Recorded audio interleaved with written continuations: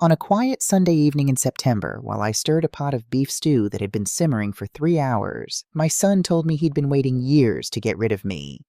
That sentence might sound unreal to you, but it was my reality. I'm Jean Mitchell, 58 years old, and I had spent over 3 decades building a life where family came first. Every sacrifice, every late shift, every penny stretched thin. All of it so that my son Brian could stand taller, reach farther, live better than David and I ever had. Yet that evening, standing in the kitchen of the home my husband and I had worked ourselves raw to provide, Brian looked at me with a mixture of excitement and dismissal, as though I were nothing more than an old piece of furniture cluttering up his future. The stew bubbled softly on the stove, steam fogging the window above the sink. The smell of rosemary and thyme filled the room. Brian's favorite, the recipe I'd learned from my own mother. I'd started cooking at 4 o'clock, knowing he and his wife Alexis would want dinner around 7. They always did on Sundays. My husband David sat at our small kitchen table, reading glasses perched low on his nose, quietly reviewing our monthly bills on his tablet.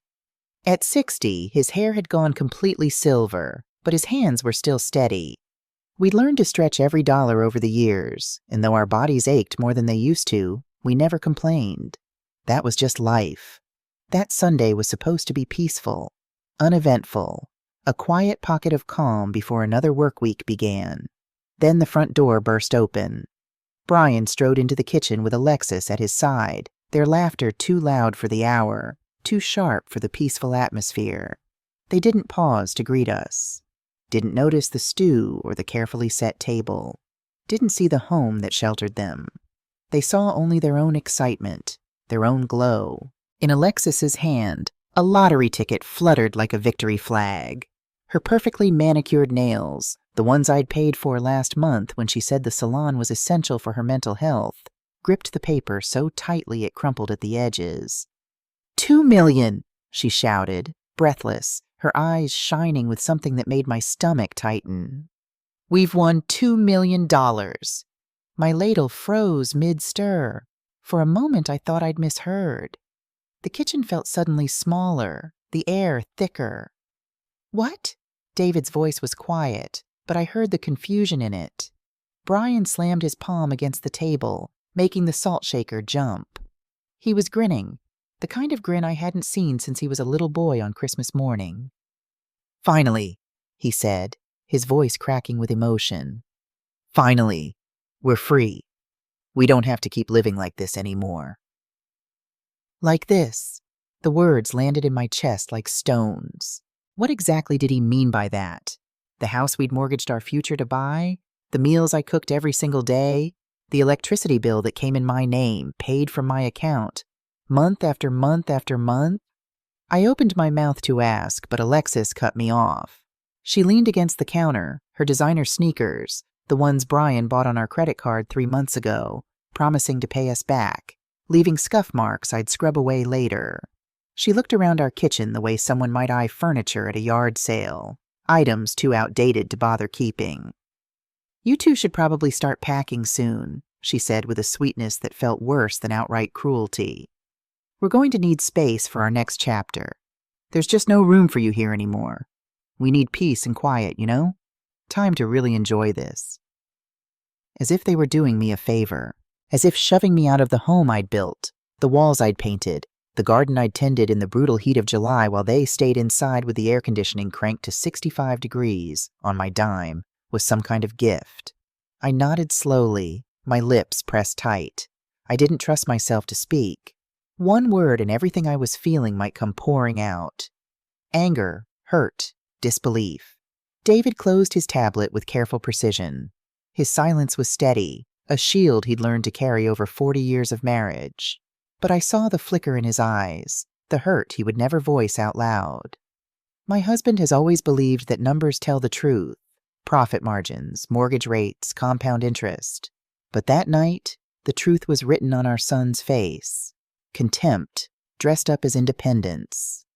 Brian began pacing the kitchen, waving his arms as though he were already a millionaire in a mansion, rehearsing the life he thought he deserved. "We've been waiting for this moment for years," he said, his voice rising with each word. Now it's finally happening.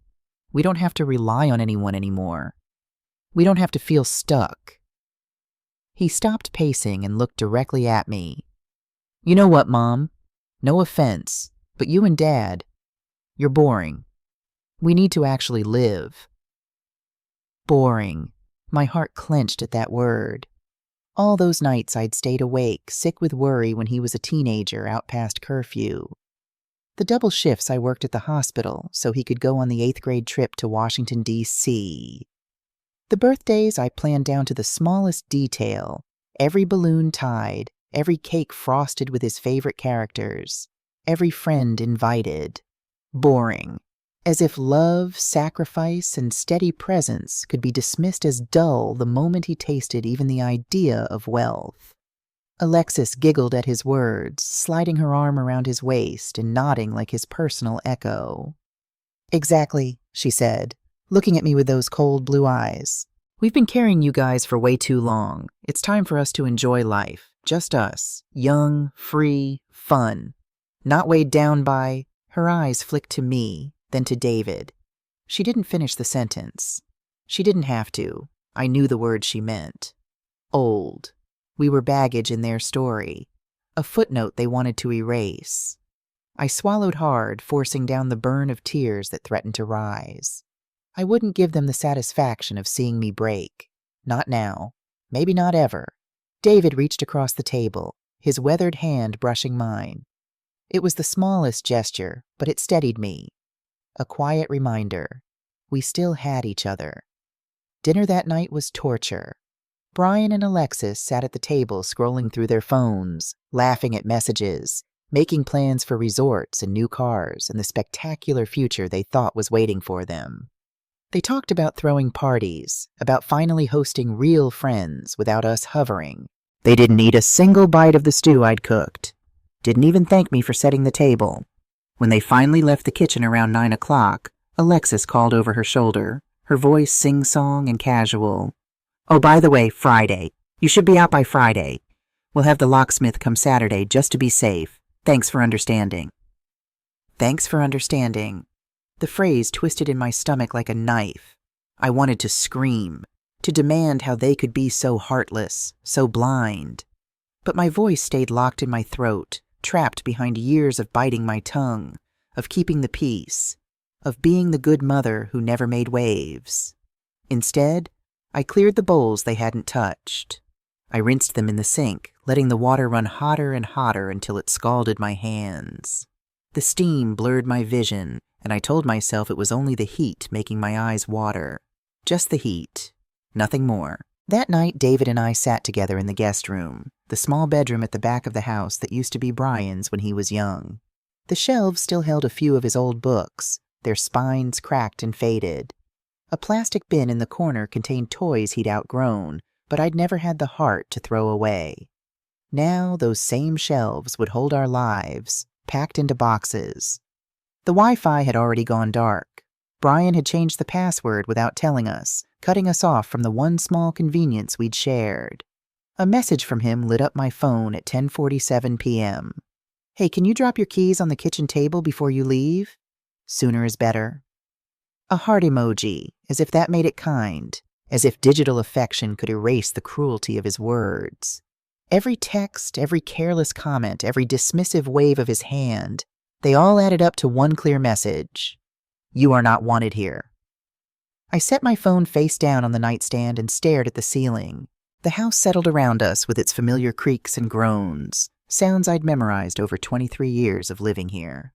I thought about the mortgage payments we'd stretched ourselves thin to make, the new roof we'd put on 5 years ago, the kitchen renovation we'd saved for, penny by penny.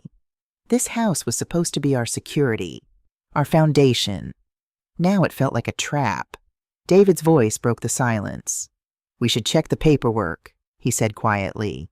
The mortgage, the deed. I want to know exactly where we stand. Something in his tone made my pulse quicken. What do you mean? Brian said the mortgage is in his name now. David sat up, reaching for his laptop on the floor. But I don't remember signing anything to transfer it. My mind raced back through the past few months. Had we signed something? Brian had brought us papers once. Back in June, I think. He'd said it was supplemental insurance for the house. Something about protecting our investment. David and I had signed where he'd pointed, trusting him. Trusting our own son. David's fingers flew across the keyboard, logging into our bank account, our mortgage portal. Minutes ticked by in tense silence. Then he went very still. "Jean," he said, his voice strange. "The mortgage is still in our name." "What?" He turned the laptop toward me. There it was, clear as day.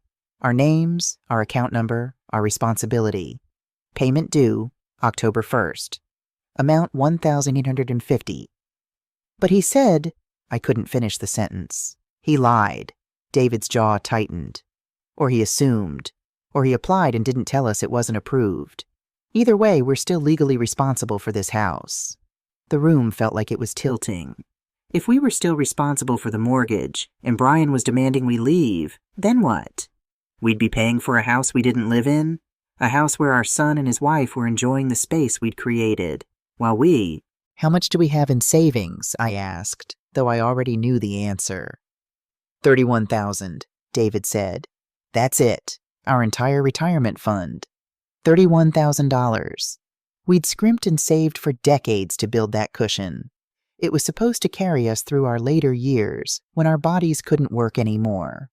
I reached under the bed and pulled out an old shoebox. Inside were keepsakes I'd collected over the years. Baby photos, report cards, little notes Brian had written me as a child. At the bottom, I found what I was looking for. A construction paper booklet, the edges soft with age. Mother's Day coupon book, written in crayon across the front. Brian had made it for me when he was 9 years old. I opened it carefully. Each page had a hand-drawn coupon, most of them crossed out over the years. Good for one hug, good for washing dishes, good for mowing the lawn. But one remained untouched, the paper still crisp. Good for doing the right thing. My throat tightened. I'd saved this for 20 years, moved it from house to house, kept it safe in this box. I'd always thought it was sweet, this little promise from my boy. Now it felt like a cruel joke. David looked at the coupon, then at me. "What are you thinking?" I closed the booklet and set it aside. "I'm thinking," I said slowly, "that we need to do the right thing. For us." "Meaning?" "Meaning we leave." I met his eyes. "We pack our things, we find a place we can actually afford, and we let Brian figure out what it really costs to run a household." David was quiet for a long moment. Then he nodded. "I'll start looking for rentals tomorrow." I pulled out my phone and opened a new note. At the top, I typed exit strategy. Then I began to list every bill, every service, every subscription that was still in our name. Electric, $287 a month. Gas, $125 a month. Water, $78 a month. Internet or cable, $89 a month. Trash service, $45 a month. Home insurance, $215 a month. Property tax, $630 a month. Grocery delivery service, Alexis's, $180 a month. The total made my hands shake. $1,649 per month, plus the mortgage. Over $3,000 a month that we'd been covering while Brian and Alexis lived their lives, complained about being stuck, and planned their imaginary future. "Tomorrow," I told David, "I start making calls." He squeezed my hand. "We'll do it together." I looked around the small guest room at the boxes that would soon hold our entire lives and felt something shift inside me. It wasn't quite anger. It wasn't quite grief. It was resolve. For years, I'd been the skeleton of this house, invisible, holding everything together while everyone else enjoyed the structure I'd built. I'd been so focused on being a good mother, a supportive parent, that I'd forgotten I was also a person with limits, with dignity, with the right to be treated with basic respect. Brian thought he'd won his freedom with a lottery ticket. He had no idea what freedom actually cost, and by Friday, when we walked out that door, he was going to learn. I turned off the lamp and lay down next to David in the darkness. Through the thin walls, I could hear Brian and Alexis laughing in the master bedroom. Our bedroom. The one we'd given up for them when they'd moved in temporarily 4 years ago. The laughter felt like needles in my skin. But I didn't cry. I didn't rage. I just lay there in the dark, planning, thinking, preparing. Because sometimes the most powerful thing a mother can do isn't sacrifice.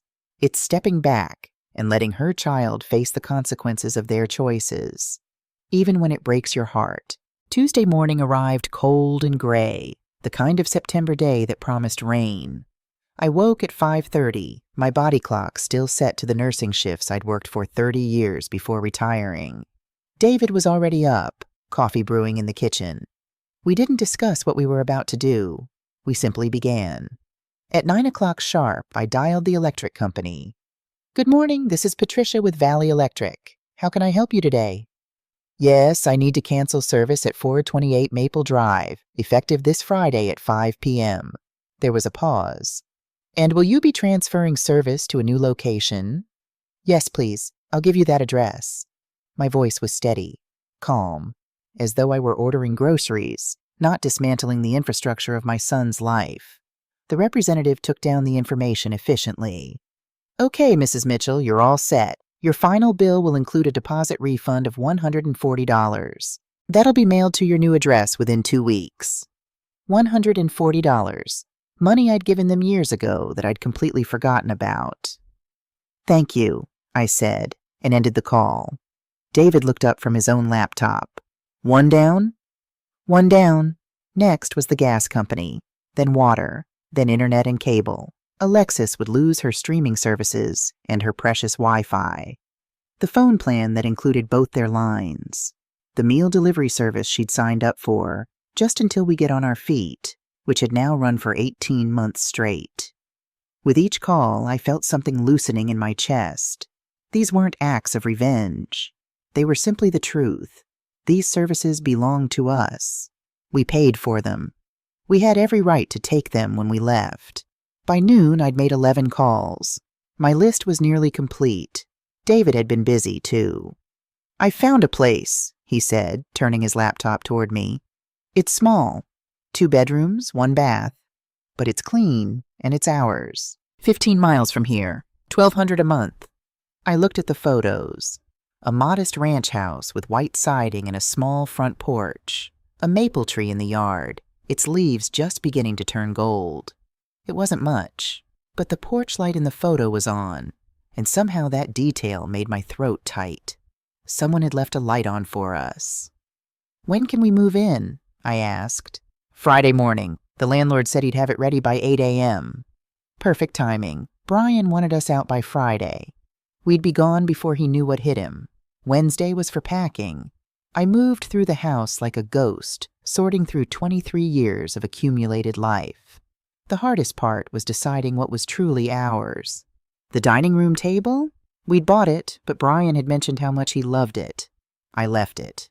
The television? A gift to the family 3 Christmases ago. I left it. The kitchen mixer I'd used to make Brian's birthday cakes every year? That one I wrapped carefully in newspaper and placed in a box labeled Kitchen Jeans. In the back of the linen closet, I found something that stopped me cold. A blue sweater, still with the tags attached. I'd knitted it for Brian the summer he turned 15. Spent 3 months on it, working the cables by hand, choosing the exact shade of blue he'd once mentioned was his favorite. He'd never worn it, never even taken it out of the closet. I held it for a long moment, feeling the soft wool under my fingers. All those hours, all that love stitched into every row.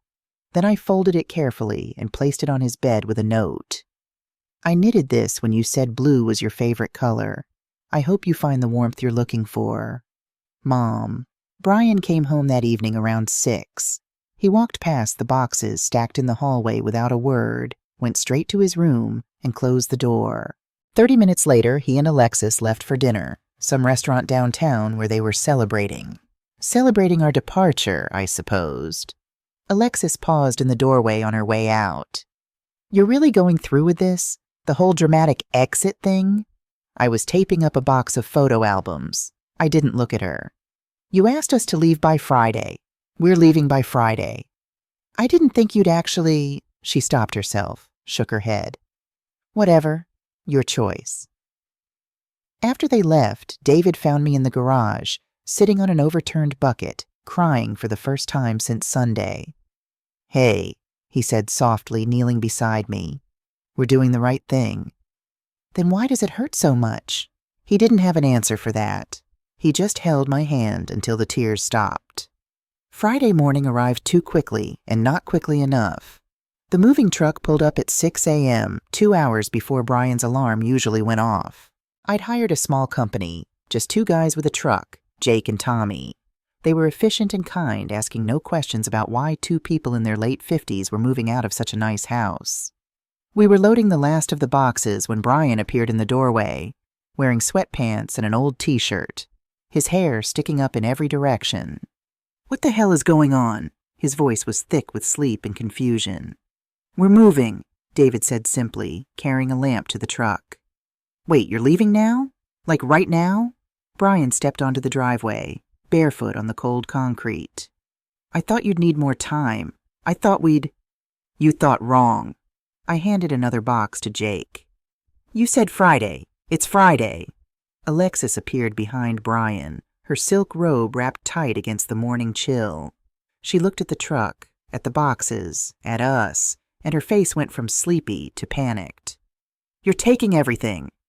We're taking what's ours, David corrected. She rushed forward, looking into the truck. The TV? You bought that for the family. The family that wanted us gone, I said quietly. Yes, we're taking it.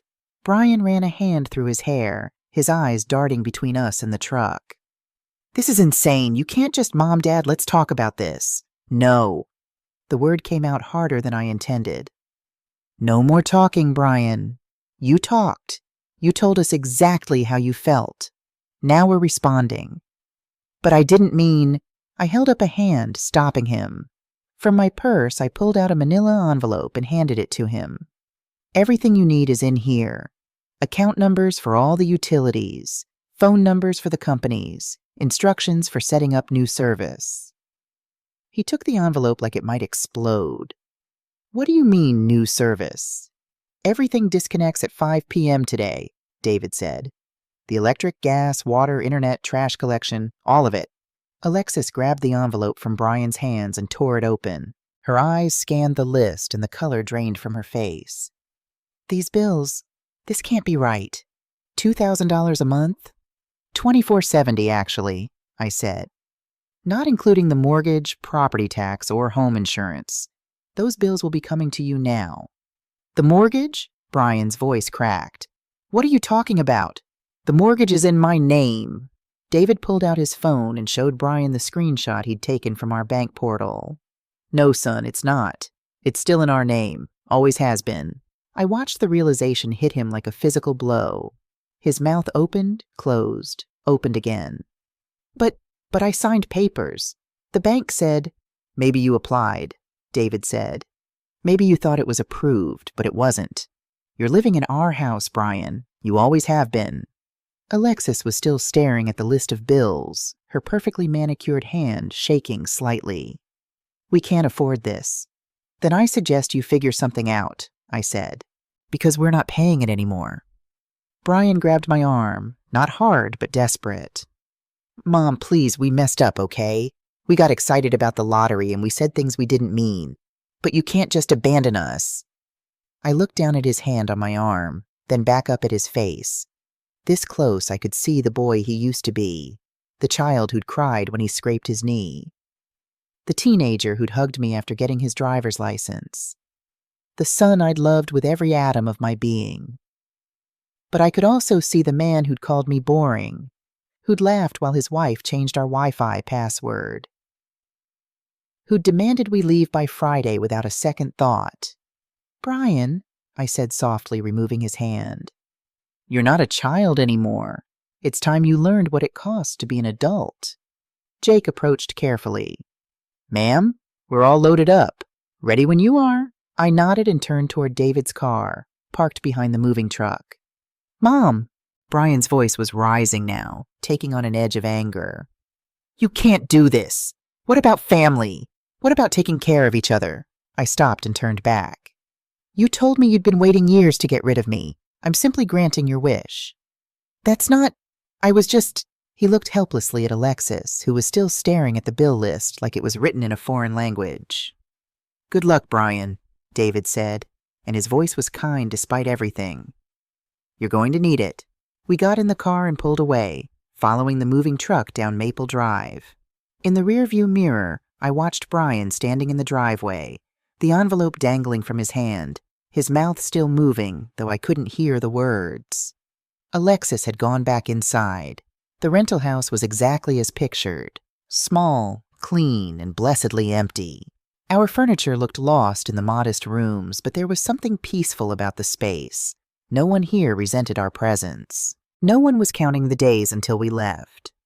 David and I worked alongside Jake and Tommy, unloading boxes, setting up the basics. By 3 o'clock, the truck was empty and we were alone in our new home. I made coffee, the first pot in our new kitchen, and we sat at our small table looking around at the boxes still to be unpacked. It's quiet, David said. Yes. Feels strange. Yes. But it also felt safe. For the first time in 4 years, I didn't feel like a guest in my own home. I didn't feel judged or dismissed or invisible. My phone buzzed at 5:47 p.m. A text from Brian. Mom, the power just went out. Did you forget to pay the bill? I stared at the message, my finger hovering over the keyboard. Part of me, the mother part, the part that had spent 58 years putting everyone else first, wanted to call him, to explain, maybe even to offer to help. But I didn't. I set the phone face down on the table and took another sip of coffee. At 6:15, another text from Alexis. This isn't funny. We have groceries in the fridge. Food is going to spoil. I blocked her number. At 6:30, my phone rang. An unknown number. I answered before I could think better of it. Mom? Brian's voice was tight, controlled. I'm calling from a friend's phone since mine's about to die and I can't charge it. Why would you do this? You have all the information you need, I said calmly. Call the companies. Set up new accounts. Do you have any idea how much the deposits are? And activation fees? That's like $500 we don't have. Welcome to adulthood, son. This is cruel. I ended the call and turned off my phone. David raised his coffee mug. To us, I clinked mine against his. To us. We sat in the quiet of our new kitchen as the sun set through the window, painting everything gold. Outside, the maple tree rustled in the evening breeze. A neighbor's dog barked in the distance. It was ordinary, simple, peaceful. It was ours. Sunday morning, I woke to the sound of knocking. Not aggressive pounding, tentative, almost apologetic tapping. I looked at David. He was already awake, sitting up in bed. Think it's him? He asked. Probably. I put on my robe and went to the front window. Sure enough, Brian's car was parked crookedly at the curb. He stood on our small porch, shifting his weight from foot to foot, looking more disheveled than I'd ever seen him. Alexis sat in the car, visible through the windshield. She wasn't getting out. I opened the door but didn't invite him in. Mom, his voice cracked. His eyes were red-rimmed, dark circles underneath. We need to talk. About what? Please, can I come in? I stepped aside and he entered our small living room. He looked around at our modest furniture, the boxes still stacked against one wall, and something in his expression shifted. This is where you're living now? He asked quietly. Yes. It's so small. It's what we can afford, David said, appearing from the bedroom. When we're not supporting 2 other adults. Brian flinched. He stood in the middle of the room, hands shoved in his pockets, looking younger than his 28 years. The ticket, he said finally. The lottery ticket. It wasn't real. The words hung in the air. I felt David go still beside me. What did you say? Brian's face crumpled. We checked the numbers online. Friday night after you left. We were off by 1 number, just 1. We didn't win anything. It was all a mistake." The room felt like it was tilting. All of this, the cruelty, the dismissal, the celebration, had been based on a lie? "When did you find out?" David's voice was dangerously quiet. "Friday night," Brian whispered. "Around 7. We were going to tell you, but you'd already left, and we thought maybe we could figure it out ourselves first." "Figure out what?" I asked. "How to keep living without paying your bills." "We have savings," he said desperately. "We have $8,000 saved up. But that won't cover the deposits for utilities, and the mortgage payment is due next week, and Alexis's car payment, and—" "8,000?" David interrupted. "Brian, on Friday you had about 11,000 in your savings account. I saw it when I checked our linked accounts." Brian's face flushed deep red. We spent some Friday night. We were celebrating, and we went out with friends, and we put down a deposit on a car, and—" "You spent $3,000 in one night," I said flatly. "Celebrating money you didn't actually have." He couldn't meet my eyes. "And now you're here because we need help." The words burst out of him. "The mortgage is $1,850. It's due in 5 days. We can't. Mom, we'll lose the house." "The house you asked us to leave. We made a mistake. We were excited. We weren't thinking." I looked at my son, really looked at him, at the desperation in his eyes, the panic, the fear, and underneath it all, I saw something else. The expectation that I would fix this, that I would always fix it, because I always had. "Brian," I said quietly, "I love you, but I won't save you from consequences you chose. So you're just going to let us fail? Let us lose everything?" I stepped closer to him.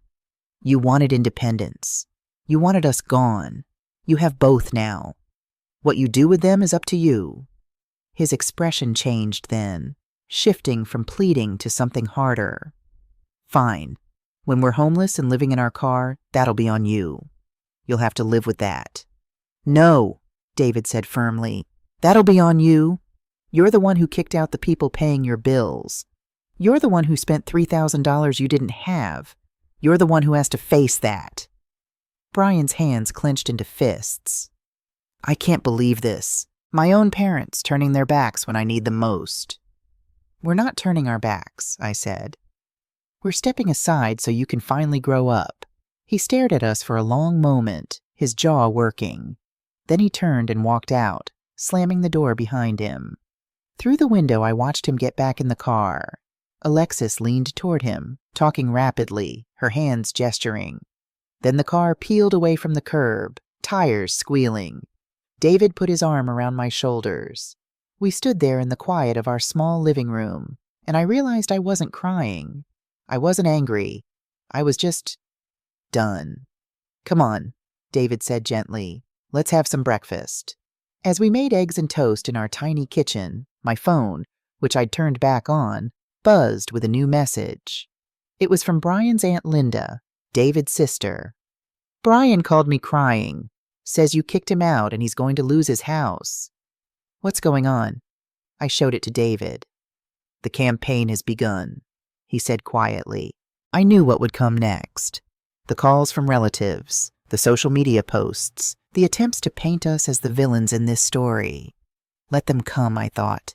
Let them all come. Because for the first time in years, I knew I'd done the right thing, even if it was the hardest thing I'd ever done. Linda's text was just the beginning. By Monday afternoon, my phone was lighting up like a Christmas tree. Cousins I hadn't spoken to in years. High school friends of Brian's. Even our old neighbor from 2 houses ago, somehow pulled into the drama. The messages varied in tone but carried the same underlying accusation.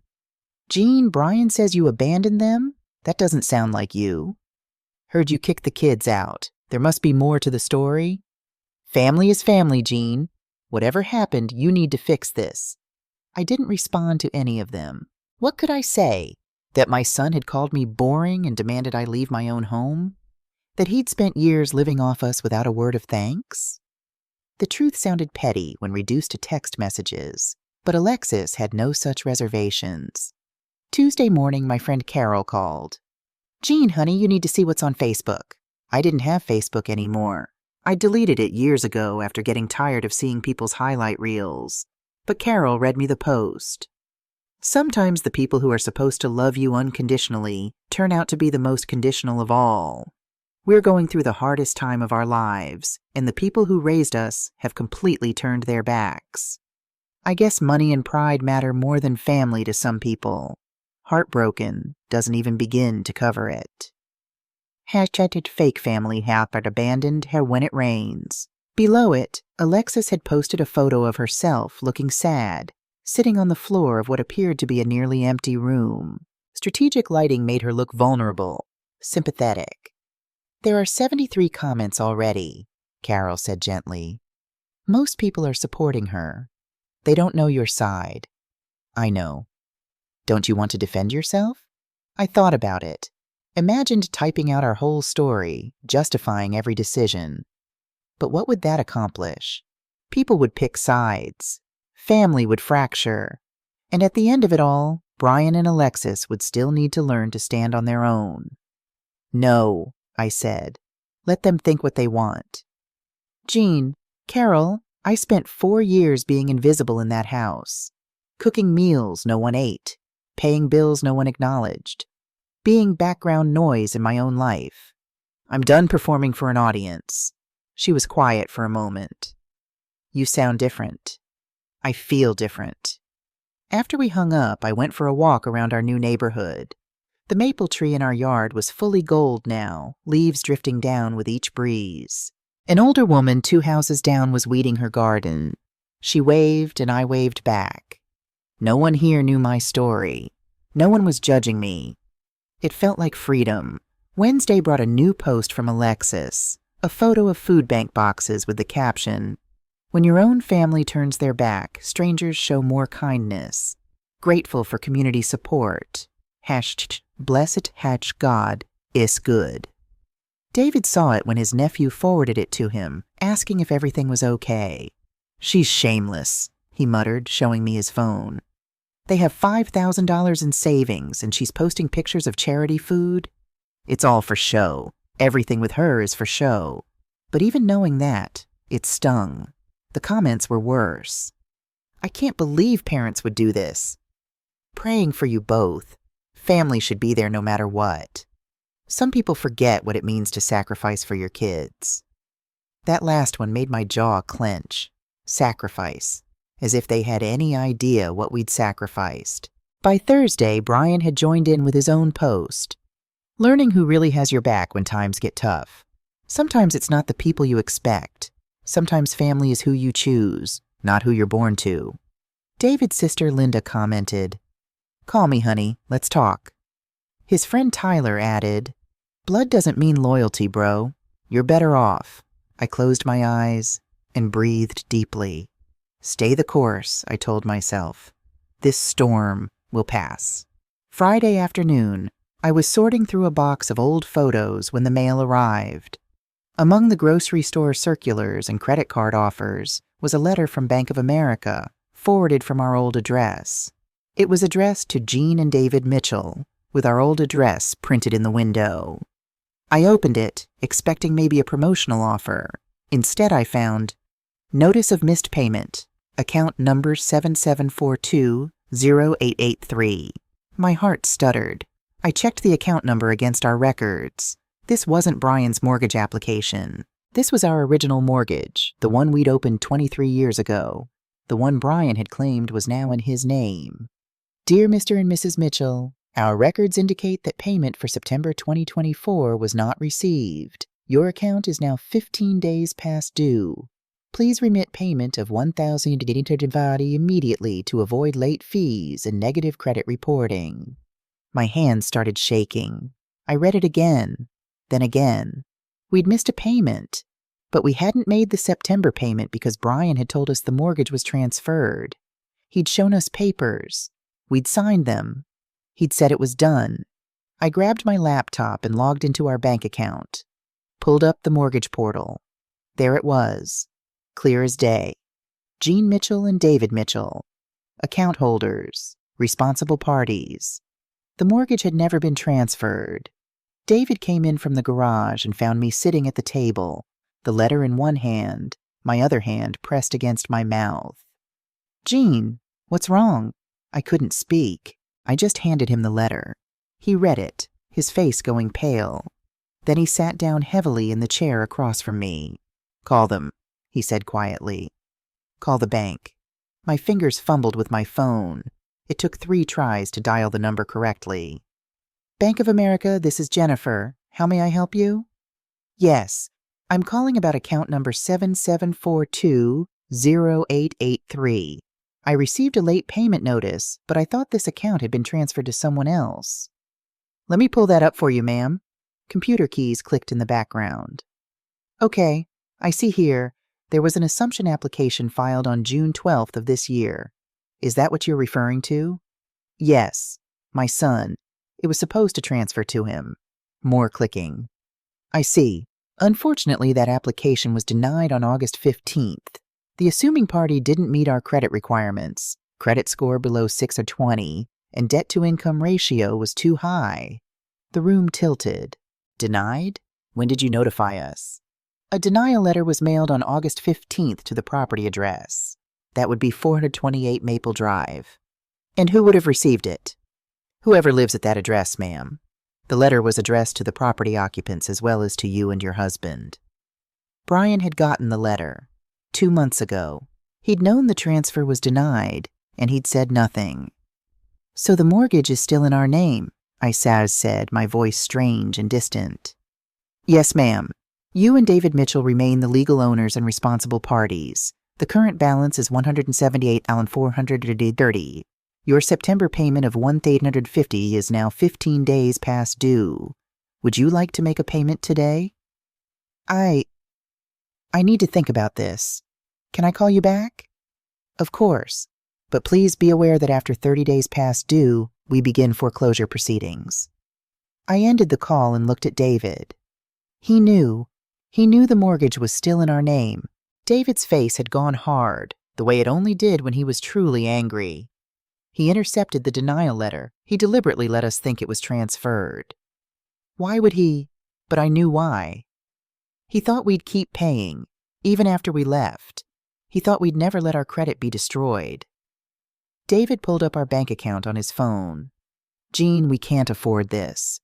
We have $31,000 in savings. If we pay this mortgage plus our rent, plus our own bills, we'll be broke in 8 months." The numbers swam in front of my eyes. Our entire retirement fund. Everything we'd scraped together from 40 years of work. "There's more," David said quietly, pulling up a folder on his laptop. "Remember those papers Brian had us sign in June? I found the copies." He showed me. What Brian had told us was supplemental home insurance was actually a quitclaim deed, an attempt to transfer ownership of the house entirely to him. "But we never signed this in front of a notary," I said, looking at the unsigned notary section. "Exactly, which means it was never valid, which means—" David looked at me steadily. "The house is still completely ours. Brian is legally just a tenant who's not paying rent." The full picture came into focus, sharp and brutal. Brian had tried to steal our house. He'd forged documents, intercepted bank letters, and deliberately misled us. And when his plan failed, when he couldn't get the mortgage in his name because of his terrible credit, he'd decided to drive us out anyway. Then he'd sit in our house, living rent-free, while we paid the mortgage from 15 miles away, all while calling us boring, unnecessary, a burden. "We need a lawyer," I said. Rachel Foster's office was in a small brick building downtown, wedged between a coffee shop and a dentist. She was in her early 40s, with kind eyes behind wire-rimmed glasses, but her handshake was firm. "Tell me everything," she said. We did. Every detail, from Brian moving in temporarily 4 years ago to the lottery ticket to the mortgage revelation.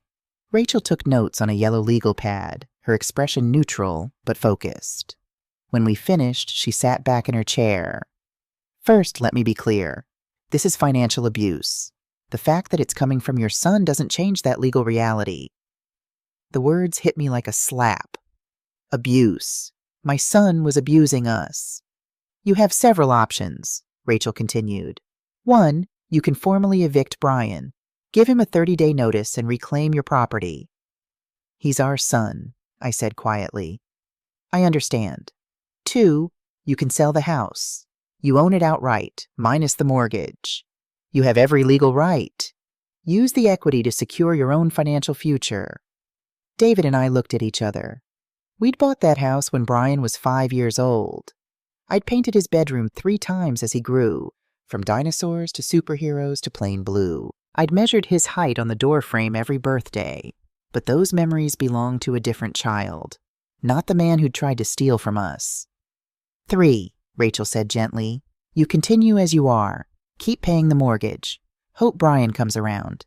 But I'll tell you right now, that's the path to financial ruin and continued manipulation. We want to sell, David said. I nodded. We want to sell. Rachel pulled out a contract. I'll have the listing papers drawn up by Monday. As for Brian, I recommend certified mail for the notice to vacate. Creates a paper trail. That evening, I sat at our small kitchen table with a pen and paper. David made dinner, just spaghetti, nothing fancy, while I tried to find the right words. How do you tell your child you're selling the house he grew up in? How do you explain that love has limits? I wrote and rewrote, crossed out, started over. Finally, I settled on simplicity. The truth plain and clear. Dear Brian, I received notice from Bank of America regarding the mortgage at 428 Maple Drive. I also learned that your assumption application was denied 3 months ago, a fact you chose not to share with us. You knew the house remained in our name. You knew we were still legally and financially responsible. Yet you asked us to leave anyway. This letter is to inform you. 1, the house is being listed for sale on October 21st. 2, you have 30 days to vacate per Virginia tenant laws. 3, all utilities remain your responsibility. 4, we will not be making further mortgage payments. The equity from the sale will go toward the retirement we postponed to support you. I love you, Brian. I always will, but I will not let you destroy us financially while calling it family. If you wish to purchase the house, contact our realtor at the number below. Otherwise, please begin making arrangements. Mom, I read it to David. He nodded slowly. That's it. That's exactly right. We mailed it certified mail the next morning. Required signature.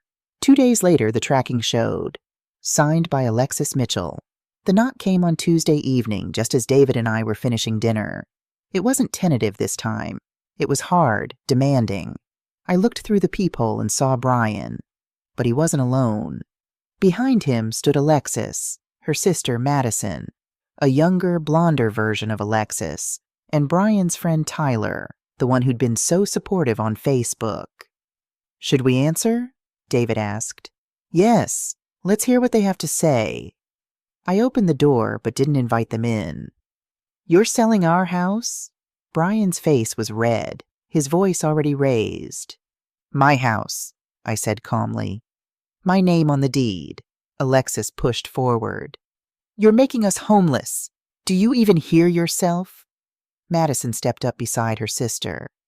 This is insane. This is like elder abuse in reverse.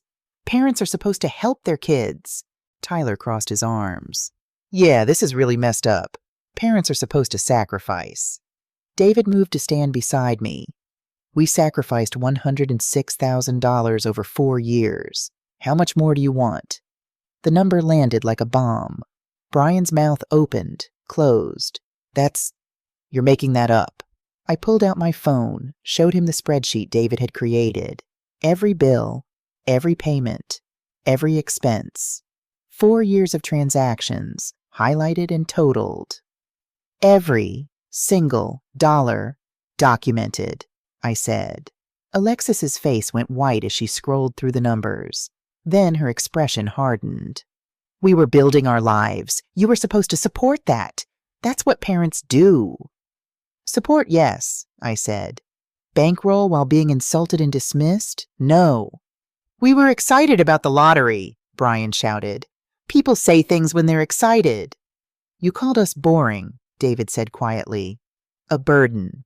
You said you'd been waiting years to get rid of us. Were those just excitement too?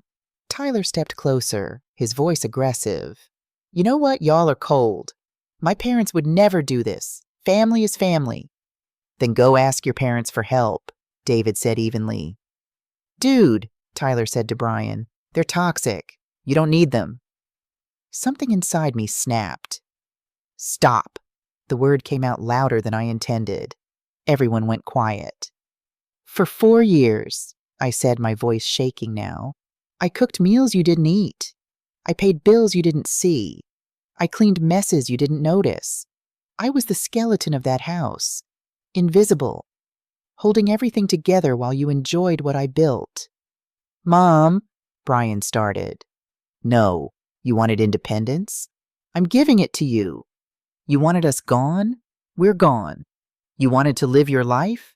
Go ahead, but you don't get to have it both ways. I stepped forward, looking directly at my son. You don't get to kick us out and demand we pay your bills. You don't get to insult us and call us selfish for leaving. I loved you enough to let you go. Now love yourself enough to stand on your own. Brian's face twisted. Fine, fine.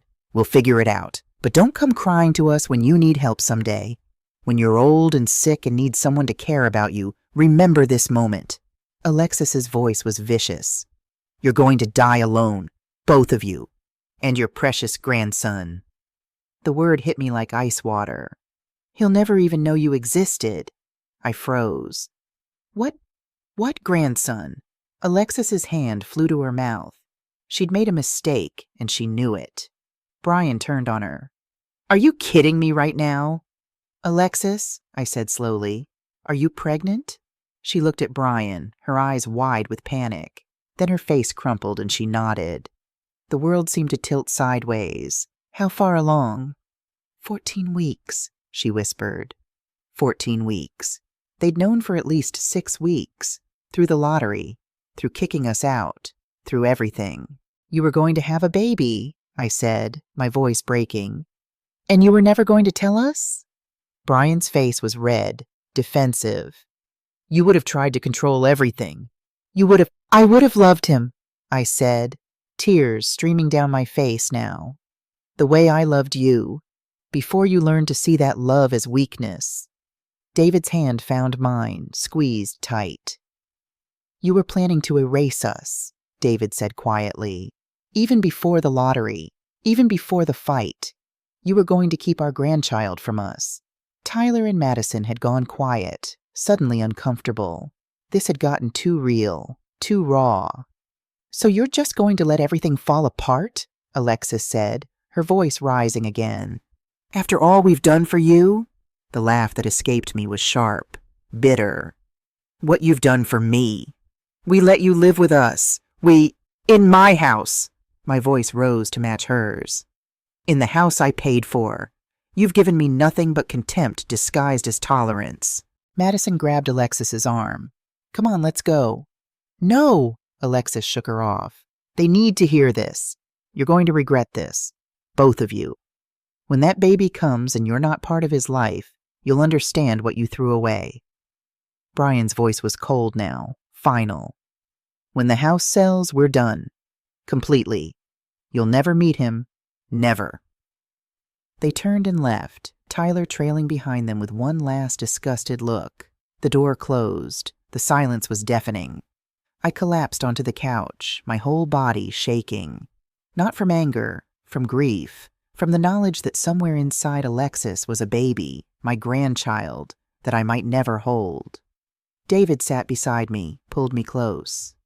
He's using the baby as a weapon, he said softly. That tells you everything about where he is right now. I nodded against his shoulder, but it didn't stop the tears. I cried for the grandson I'd never meet, for the tiny clothes I'd been saving, for the lullabies I'd never sing, for the relationship that had died tonight on our front porch. But underneath the grief, something else was forming. Resolve. Because I'd meant what I said. I loved Brian. I always would. But I wouldn't let him destroy us, not financially, not emotionally, just to prove his independence. Even if it cost me everything.